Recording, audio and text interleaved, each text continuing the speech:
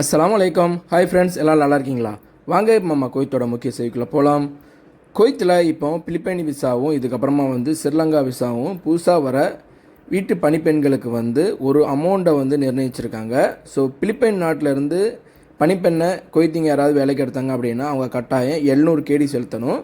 இது ஸ்ரீலங்காவிலேருந்து ஏதாவது பணிப்பெண்ணை வேலைக்கு எடுத்தாங்க அப்படின்னா 750 கேடி கட்டாயம் செலுத்தணும் அப்படின்னு தெரிவிச்சிருக்காங்க. ஸோ இந்த 750 கேடி ஸ்ரீலங்கா நாட்டுக்கு, 700 கேடி பிலிப்பைன் நாட்டுக்கு. இந்த அமௌண்ட் செக்யூரிட்டி டெபாசிட்டுங்கிற மாதிரி தான் குவைத்தோட அரசாங்கம் வசூலிக்கிறாங்க.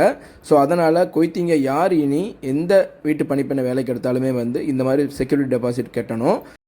ஸோ இதுக்கிடையில் ரொம்ப நாளாக பிலிப்பைன் நாட்டு விசா நிறுத்தி வச்சுருந்தது குறிப்பிடத்தக்கது. இதுக்கப்புறமா குவைத்தில் அதிகப்படியான இடங்களில் செக்கிங் 1ஆம் தேதியிலேருந்து நடந்துகிட்ருக்கு. ஸோ நம்ம சேனலில் கூட நம்ம அடிக்கடி அப்டேட் பண்ணிகிட்ருக்கோம் செக்கிங் நடக்குது அப்படின்னு.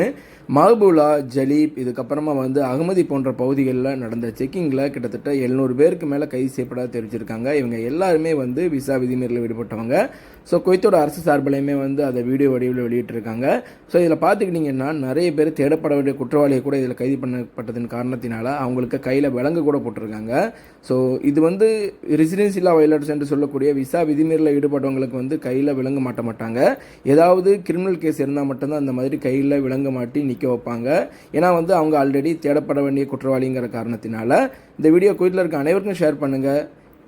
மறக்காமல் நீங்கள் வெளியே போகும்போது கையில் சிவில் ஐடி கட்டாயம் எடுத்துகிட்டு போங்க. மற்றும் ஒரு புதிய செய்தியுடன் சந்திக்கிறேன். அஸ்ஸலாமு அலைக்கும். Thank you friends.